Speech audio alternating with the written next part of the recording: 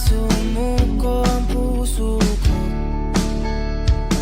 sa paulit-ulit na pagkakataon na nasaktan na bigo.